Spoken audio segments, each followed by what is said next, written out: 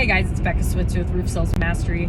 We're gonna play a game called Shitty Roof Sales Advice, episode 1. So I see a lot of people post in Facebook groups and stuff like, hey, I'm just getting started, like who do you recommend? Like what training courses have you been through or videos have you watched, blah, blah, blah, and they're crowdsourcing, right, to find advice.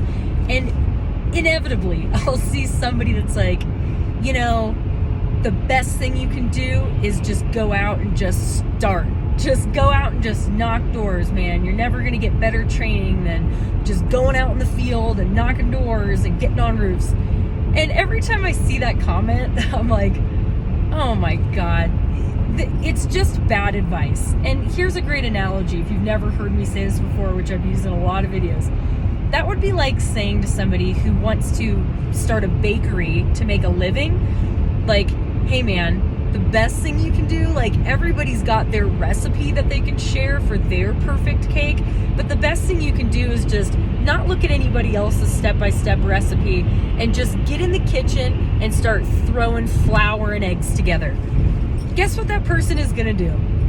They're gonna get in the kitchen with zero direction, no concept or reference for measurements, temperature, proportions, ingredients, and maybe they know a little bit about what goes in that cake. Like, okay, I'm pretty sure there's eggs and flour and sugar, and I'm not totally sure exactly how much.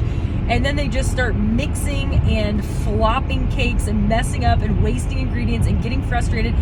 It's gonna take them forever, not just to get an edible cake, but to get a marketable cake and a duplicatable cake that they can open their bakery and make their living off of. I think we can all agree on that.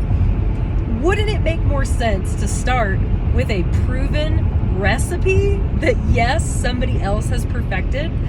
If Betty Crocker has already put a step-by-step cake recipe together in a box, maybe that's not exactly the cake that that person wants to end up with. Maybe they're not a German chocolate cake guy. Maybe they're a funfetti cake person, okay?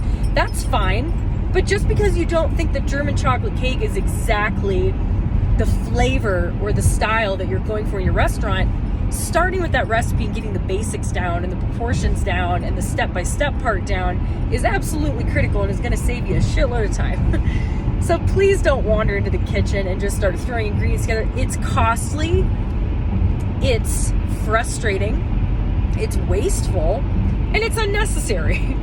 So whether you guys start with somebody's training like mine or somebody else, there's so many great people out there. Ben Menchaca, Adam Bensman, Deshaun Bryant, right? There's a ton of people out there that have put together some really good training. Find a flavor that you like, and the thing is, you can take what you like from everybody's stuff and then discard the rest. Like, that's kind of how it goes.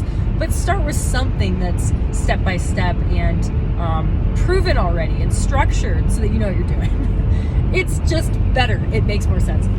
Anyways, I'm sure I'll have multiple videos on bad roof sales training advice, my new series here soon, but we're going to leave it at that. Sorry I sound like I smoke 2 packs of cigarettes a day.